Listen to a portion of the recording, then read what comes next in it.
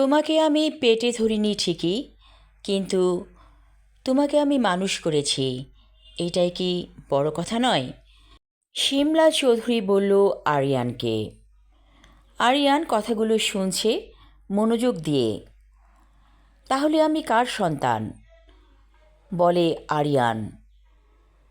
শিমলা চৌধুরী বলল, সব কিছু কি তোমাকে জানতে হবে? এত কিছু জানার দরকার নেই। মনোযোগ দিয়ে লেখাপড়া করো।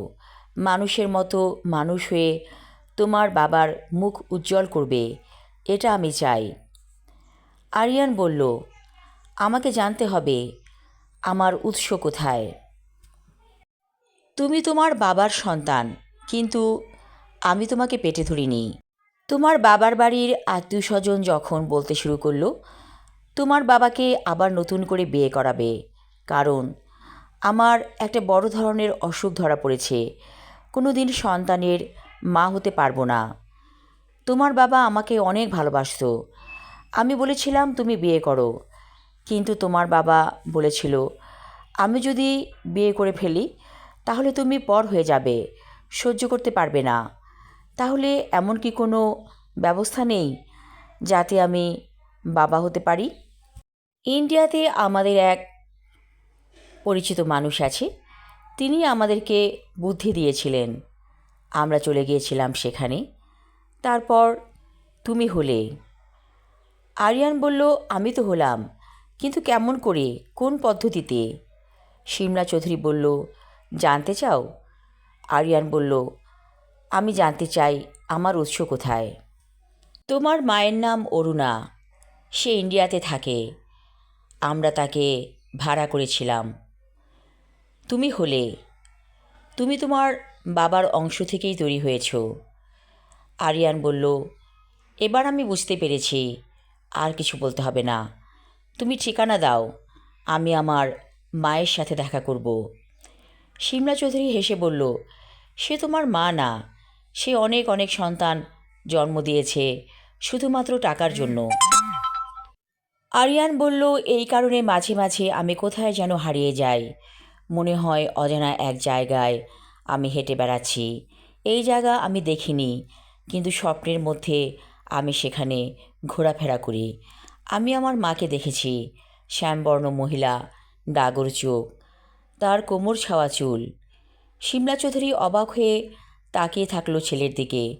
বলল, হ্যাঁ তাই তো, সে তো ওই রকমই দেখতে। এখন অবশ্য তার অনেক বয়স হয়েছে, কারণ তোমার বয়স এখন 19 চলছে। তাহলে বোঝো 19 বছর আগে সে কেমন ছিল। আচ্ছা, তুমি যদি তার সাথে দেখা করতে চাও আমি তোমাকে ঠিকানা দিয়ে দিব।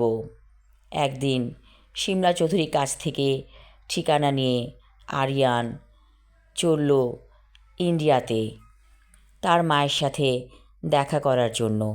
শিমলা চৌধুরী বলেছিল সেখানে বেশি দিন থাকবে না, কারণ ভার্সিটি এখনও খোলা আছে। আরিয়ান বলল, সমস্যা নেই, এখন ভার্সিটিতে তেমন কোনো ইম্পর্ট্যান্ট ক্লাস নেই, আমি 7 দিন পরেই ফিরে আসব।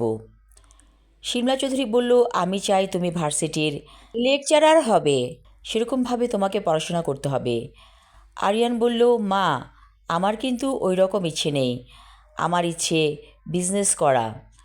শিমলা চৌধুরী বলল, তোমার বাবা কলেজের প্রফেসর, আমিও প্রফেসর, আমাদের ছেলে হবে ভার্সিটিরই লেকচারার, আর তুমি বলছো বিজনেস করবে? আমি তো ভাবতেই পারছি না। আরিয়ান বলল, আমার বিজনেস করারই ইচ্ছে আছে। ইন্ডিয়াতে এসে মায়ের ঠিকানা অনুযায়ী সে খুঁজতে লাগলো তার মাকে, যে মায়ের গর্ভে তার জন্ম হয়েছিল। খুঁজে খুঁজে চলে এলো সে একটি ছোট পাহাড়িয়া এলাকায়। মানুষকে জিজ্ঞেস করতেই তারা দেখিয়ে দিল, কারণ তার মাকে সবাই চেনে। সে যখন পৌঁছালো তখন দুপুর গড়িয়ে বিকেল হয়ে গিয়েছে। দূরে দেখলো একটা টিন শেড বিল্ডিং, অর্থাৎ উপরে টিনের চাল আর নিচে দেয়াল। সে দরজায় টোকা দিতেই একজন বৃদ্ধ লোক এসে দরজা খুলে দিল। কর্কশ গলায় বলল, কাকে চাই? আরিয়ান বলল, এখানে কি অরুণা আছেন? লোকটি সুচলো চোখে আরিয়ানের দিকে তাকালো। মনে হচ্ছে একটি বয়স কম ছেলে, সে কিনা তার স্ত্রীর নাম ধরে কথা বলছে। এত বড় সাহস! ভেতর থেকে একটি নারী কণ্ঠ ভেসে এলো, বলল, কে এসেছো আমার সাথে দেখা করতে? ভেতরে চলে এসো। আরিয়ান নির্ভয়ে ঢুকে পড়ল বাসার ভেতরে। দেখল সেখানে একজন বৃদ্ধা মহিলা খাটে বসে আছে, তার ডাগর চোখ, এক মাথা সাদা চুল। সে বলল, আমি আপনার সন্তান, আমার নাম আরিয়ান। মহিলাটি অবাক চোখে তাকিয়ে আছে আরিয়ানের দিকে। দেখল ছেলেটি যেন তার মতোই দেখতে অনেকটা। মহিলাটি বলল, তুমি বসো বাবা, কোথা থেকে এসেছো? আরিয়ান বলল, আমি এসেছি ঢাকা থেকে।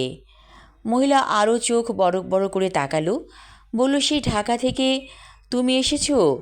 তুমি কি শিমলা চৌধুরীর সন্তান? আরিয়ান বলল, জি হ্যাঁ। পাশের রুম থেকে একটি মেয়ে এলো। মেয়েটি বলল, মা, উনি কি আমার ভাই হয়? মেয়েটির চেহারাটাও অনেকটা আরিয়ানের মতো। অরুণা বলল, হ্যাঁ, সে তোমার ভাই। আরিয়ানের অনেক ভালো লাগছে, মনে হচ্ছে একটা অন্যরকম অনুভূতি যেন সে ফিরে পেয়েছে, যেই অনুভূতির সাথে সে কোনোদিন পরিচিত ছিল না। এ তো তার আসল মা, মায়ের গন্ধ যেন তার নাকে লাগছে। বলল, মা, আমি তোমার কাছে এসেছি, অনেক দিন থেকেই আমার তোমার কাছে আসতে ইচ্ছে করছিল। তারপর মায়ের কাছে সব কথা শুনে এসেই পড়লাম তোমাকে দেখতে। অরুণা কাঁদছে, তার চোখের জলে ভিজে যাচ্ছে তার গাল। বলল, বাবা, অভাব যে কী জিনিস তুমি জানো না। অভাবের তাড়নায় পড়ে আমি এই কাজ করতাম, অর্থাৎ আমি সারোগেসি মাদার। এভাবেই অনেক মানুষের সন্তান আমি গর্ভে নিয়েছি এবং এই টাকা দিয়েই আমরা চলতাম। এখন আমার বয়স হয়ে গিয়েছে, কোনো রকমে বেঁচে আছি। এই যে এটি আমার একমাত্র মেয়ে, আর ওই যে দেখেছিলে বৃদ্ধ লোক, সে আমার স্বামী। কিছুক্ষণ পর সেই বৃদ্ধ লোকটি অনেক খাবার নিয়ে আসলো হোটেল থেকে। বলল, এখানে গরম গরম খাবার আছে, তোমরা খাও।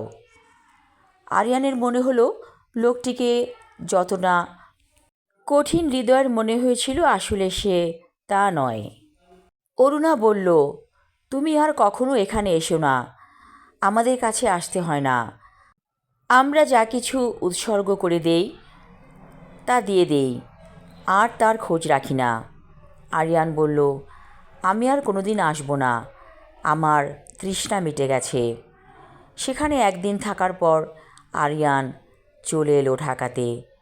তার মনে হলো তার বুকের মধ্যে যেন একটা পাথর জমেছিল, বড় একটা পাথর। সেই পাথর যেন বরফের মতো গলে গলে বের হয়ে গিয়েছে বুকের ভেতর থেকে। শিমলা চৌধুরী বলল, আরিয়ান, তোর মাকে কেমন দেখলি? আরিয়ান বলল, মাকে দেখে অনেক মায়া হয়েছিল, কিন্তু সেই মা তো আমার জন্য কিছু করেনি। তুমি আমার আসল মা, আমাকে তিলে তিলে বড় করেছ, বুকে আগলে রেখেছ এখনও। শিমলা চৌধুরী বলল, আসলে কি জানিস বাবা, সন্তান গর্ভে ধারণ করলেই মা হওয়া যায় না। সত্যিকারের মা সেই যে সন্তানকে তিলে তিলে বড় করে তোলে। আরিয়ান বলল, ঠিকই বলেছ মা, তুমি আমার সত্যিকারের মা। শিমলা চৌধুরী আর আরিয়ান অনেকক্ষণ চুপ করে বসে থাকলো। মনে হচ্ছে মা আর ছেলে যেন কথা হারিয়ে ফেলেছে। এমন সময় আরিয়ানের বাবা এলো। বলল, কিরে আরিয়ান, তোর অনুভূতি কেমন?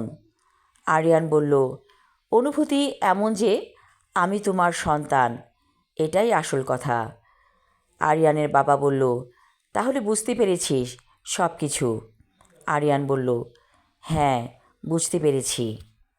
আমি আমার লেখা ছোট গল্প উৎসর্গ পড়লাম, আশা রাখছি ভালো লাগবে। ধন্যবাদ।